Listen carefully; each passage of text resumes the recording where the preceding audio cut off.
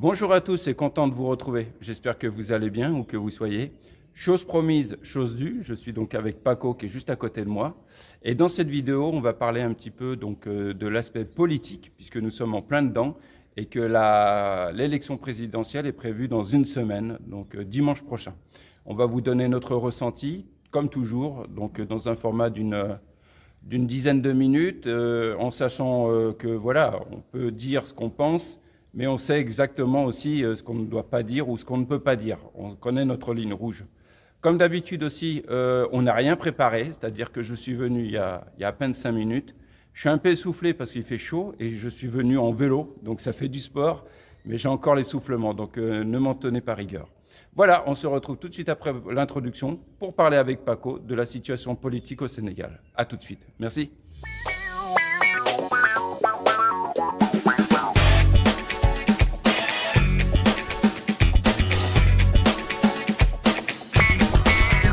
Voilà, donc je suis avec Paco. Paco, ça va, tu vas bien? Ouais, ça va bien, mon frère, ça va, ça va. Ça va mieux que la dernière fois. Ouais, ça va, maintenant, tout le monde, ça va bien, quoi, ça va. Bon. Je suis ravi de faire une vidéo avec toi, parce que beaucoup de gens me le demandent. En plus de ça, je vais faire une petite introduction sur toi, parce que le boulot que tu es en train de faire, beaucoup de gens ne te comprennent pas, quoi. Parce qu'il y a beaucoup de touristes qui passent me voir, et grâce à Franck, je viens au Sénégal, avec vos vidéos que vous faites. Donc, tu es en train de vendre la destination du Sénégal, quoi. Ben, Et merci. ça, je suis vraiment, c'est une appréciation que je te dis et je suis très content du boulot que tu fais. Mais parfois, les gens font des appréciations après tes vidéos, ils parlent de ça, mais ils ne comprennent pas le rôle que tu joues, quoi. Tu es en train de vendre la promotion du Sénégal. Et puis vraiment, tu es un gars extraordinaire. Et, ouais, Bah écoute, frère. je te remercie Paco. Je crois que toi et moi, en fait, on est fait du même bois. C'est-à-dire qu'on, quoi qu'il arrive, quelles que soient les situations, parce qu'on en a traversé des crises, ouais. on a toujours tenu. Comme la dernière fois, quand je suis venu te voir, tu m'as dit je suis malade, je ne pourrais pas faire la vidéo, mais tu étais ici, tu étais à ton bureau. C'est et vrai. c'est ça pour lequel j'ai beaucoup d'estime et de respect pour toi. Et puis, tu es un habitué de la chaîne. Parce que ce que j'apprécie chez toi, c'est que comme là, on n'a rien préparé du tout, mais je sais que tu seras mesuré, réfléchi dans tes propos, comme je le suis également. Et donc, voilà, on peut faire passer des messages, mais sans tomber dans l'exagération ou l'outrance, etc. Ouais, par contre aussi, je voudrais faire une salutation à mes amis de la France qui suivent vraiment ta chaîne, comme à Paris, comme Ibrahim Assal, sa femme Ruby et ses enfants, c'est des Toucouleurs, c'est mes cousinages, j'espère. Bon, le problème entre Sérère et Toucouleurs, nous sommes des cousins, c'est l'histoire du Sénégal. En plus, nous sommes un pays démocratique et laïque, quoi. Bon, donc ce pays n'a pas de problème d'ethnie ni de religion. Aujourd'hui, tu as fait ce que Dieu a fait. Dans le même mois, chrétiens et musulmans, nous avons fait la carême. Je souhaite un bon carême aux chrétiens, un bon ramadan aux musulmans aussi. Exactement, une grande pensée aussi bien pour la communauté chrétienne avec le carême que pour la communauté musulmane avec le ramadan qui est en cours actuellement. Paco, on va revenir sur la situation un peu politique. Bon, là, ce qu'on traverse, c'est vrai que c'est inhabituel. Moi, personnellement, en tant qu'immigré, j'avais jamais connu une présidentielle comme ça. Est-ce que toi, tu as déjà connu une présidentielle de cette manière-là? Bon, beaucoup de présidentielles sont passées. Bon, il y a beaucoup de choses qui sont passées. Il y a les élections entre Abdou Diouf et Abdoulaye Wade, plusieurs élections. Et cette période que nous vivons, bon, on ne voulait pas, quoi, parce que c'est tellement notre démocratie qui était vraiment à terre. Mais malgré les politiciens, ils ont la grandeur de se relever. Comme je disais souvent que la politique, c'est un problème de gentleman. Toujours, je te le dis, quoi. Il faut être un gentleman pour faire la politique. Ce n'est pas un problème de haine, ce n'est pas un problème de rival ou d'insulter ou quoi. Parce que quand nos vidéos passées, je te dis que Macky Sall, il a travaillé. Il n'y a aucun Sénégalais qui dit que Macky Sall n'a pas bossé. Il a bossé quand même, il a travaillé. Mais je te dis qu'il pouvait organiser des élections et partir tranquille. C'est ça. Et revenir dans le pays et demander encore un autre mandat. Parce que Lula l'a fait au Brésil quand même. Hein. Bon, donc il est jeune, hein, il n'a pas à perdre. Mais actuellement, la voix qui sont bon, malgré le Conseil constitutionnel, à tout moment, venait de la donner des verdicts. Que maintenant, les élections, c'est le 24 mars. Franchement, nous sommes très contents de cette initiative. Et j'espère que chacun d'entre eux va nous présenter son programme. Parce qu'il faut que aussi les gens se concentrent. Ce n'est pas de folklore. Parce que le folklore ne gère pas un pays. C'est un programme. aux Sénégalais, de leur dire que moi, quand je serai président, mon programme, c'est ça. Nous, étant Sénégalais et citoyens, de voter, nous allons dire, moi, j'ai élu un président sur son programme.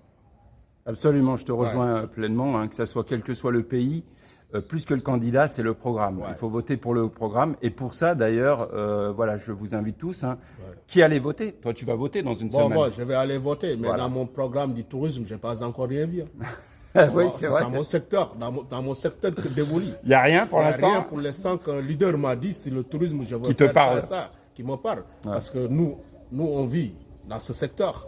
C'est notre gagne-pain quand même. Mais je voudrais quand même que quand tu seras président, dans le tourisme, je vais améliorer ça et ça, parce que le tourisme a des problèmes aussi quand même. Absolument. Il y a des années où nous avons vécu, on nous parle des billets d'avion qui sont très chers.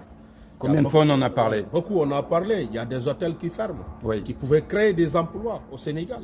Et jusqu'à présent, on ne peut pas nous dire pourquoi les raisons, les hôtels sont fermés. Absolument. Pourquoi? Mais dans ce secteur aussi, je voudrais savoir le programme. Qu'est-ce qu'ils vont mettre quand quelqu'un d'entre eux sera élu? Qu'est-ce qu'ils vont dire sur le tourisme? Il faut qu'ils nous parlent aussi sur le tourisme, parce que c'est une potentialité au Sénégal. Il y a des milliers de Sénégalais qui évoluent dans le tourisme. Absolument. Ce n'est pas seulement Sali. Quand il va dans le désert de Lompoul, dans les îles du Saloum, Pointe-Sarène, Differ, Pointe-Sangomar, Palmarin, Ndangan, Toubacouta, tous ces gens-là, mais évoluent. Ces populations, même la maman qui vend des cacahuètes, évoluer dans le tourisme quand même. Et moi, ce que je te dis, je le sais bien. Absolument, je suis d'accord avec toi. Je reviens un peu par rapport à ce que tu disais par rapport à Macky Sall. Effectivement, je pense qu'il aurait pu, ça c'est moi en tant qu'immigré, je vous donne mon avis, tu me diras si tu es d'accord ou pas, peu importe, enfin je veux dire, voilà, tu me diras si tu me rejoins ou pas. Je pense que Macky Sall, effectivement, sa sortie, je pense qu'elle lui a échappé, voilà. Je peux utiliser d'autres termes, mais je pense qu'il aurait pu sortir d'une autre manière, avec une autre méthode, etc. Je n'ai pas trop compris pourquoi, à l'heure d'aujourd'hui, à une semaine des élections, pourquoi il y a une amnistie générale alors qu'on aurait pu la faire bien avant cette amnistie générale. Macky Sall aurait pu la faire et ça l'aurait même valorisé, ça lui aurait donné même un surpoids supplémentaire. Pendant des années, on nous a parlé du procès du viol, tu t'en souviens? Pendant des années, on a écouté régulièrement les témoignages, le procès du viol avec la masseuse, pour qu'à la fin, il soit accusé non pas de viol, enfin il soit condamné non pas pour un viol, mais pour une atteinte, je ne sais plus, corruption à la jeunesse. Enfin voilà, je veux dire, c'est dommage que ça n'a pas été fait avant. C'est dommage que l'élection présidentielle a été repoussée. Je pense que malheureusement, ce qu'on retiendra de Macky Sall, c'est le report de l'élection. Parce que c'est une première, enfin je crois que c'est une première où il y a peut-être eu déjà un report d'élection, mais au tout début de l'indépendance. Mais voilà, je n'en sais pas plus. Mais voilà, mais ça c'est mon fort ressenti. Maintenant, attendons dans une semaine. Alors hier, effectivement, il y avait encore une possibilité que la date soit reportée parce qu'il y avait la Cour suprême. La Cour suprême qui hier, en fait, a rejoint le Conseil constitutionnel et a rejoint la décision présidentielle, à savoir que l'élection présidentielle se fera bien dimanche prochain. Voilà. Oui, mais parce que c'est le PDS qui avait fait un recours. Exactement. C'est le PDS qui voulait qu'on rapporte des élections, mais les élections, on ne peut pas les rapporter. D'ailleurs, si... La date, c'est le 24, Parce que, bon, comme je te le dis, dans tous les cas, que le camp présidentiel ou l'opposition, ils ont tous fait des erreurs. Ils ont tous fait des erreurs parce qu'au départ, je te dis que, franchement, que le Sénégal, c'est un pays de dialogue. C'est ça. Moi, je savais qu'ils vont terminer à dialoguer. Oui, voilà, c'est ça. Tu avais dit ça dans les vidéos voilà, palabrer, dialoguer, c'est voilà. Nous, on va s'énerver, parler, mais tôt ou tard, c'est l'intérêt du Sénégal. Quand ils aiment le Sénégal, que ce soit le camp présidentiel et le camp de l'opposition, qui chacun d'entre vous vous dit que j'aime le Sénégal, mais à un moment donné, il faut s'asseoir. Et dialoguer. Il faut s'asseoir et dialoguer, parce que le Sénégal, c'est un pays de dialogue. C'est ça que Senghor disait. Oui, ça, je suis S'il y a des d'accord. événements, tôt ou tard, c'est le dialogue qui règle des problèmes. Mais ça, il devait commencer sur le dialogue avant d'arriver là. Oui, c'est ça. C'est ça le problème. Mais un dialogue qui devait être positif quand même. Absolument. Oui, positif, dire les choses claires et nettes. Et chacun écoute ses paroles et pour voir, et franchement, que maintenant que tout s'est passé bien, on souhaite quand même franchement que tout commence à revenir à l'ordre.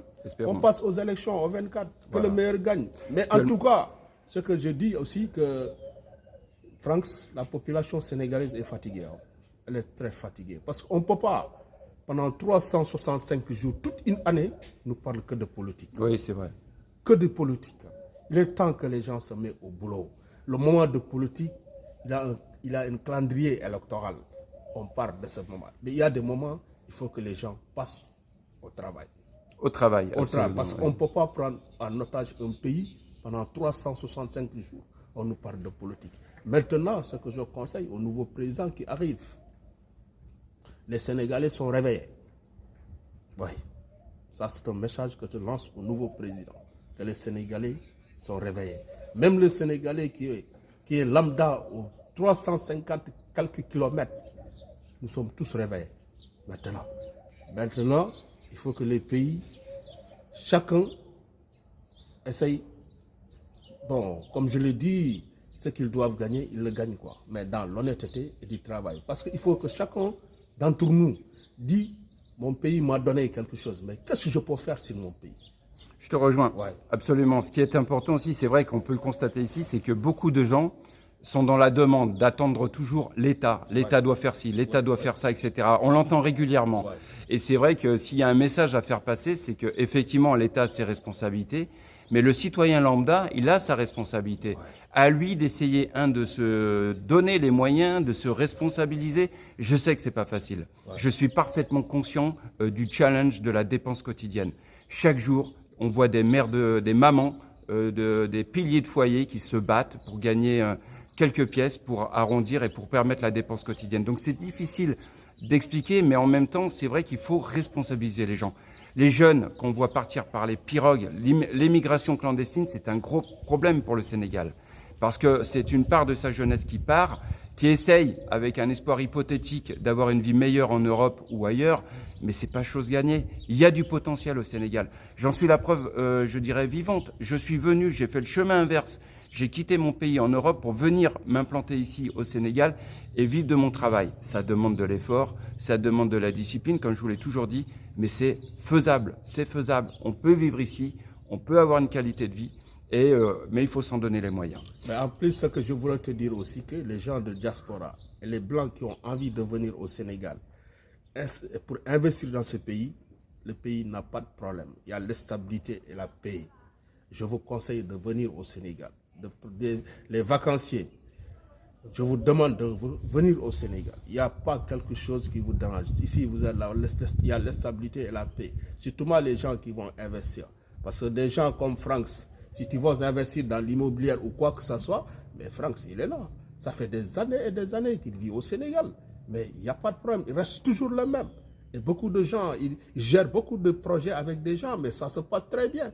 Beaucoup de gens me passent me dire que Franck, c'est un gars très bien. J'ai dit, ouais, parce que j'ai vécu avec lui. Je le connais. Comme moi, je te connais, donc c'est ça. Voilà, on se connaît, c'est ça. Ouais, je vous le dis, de le faire confiance à Franck, de parler avec lui de vos projets, ce que vous avez envie d'envisager dans ce pays. Lui, il peut le gérer, il n'y a aucun problème.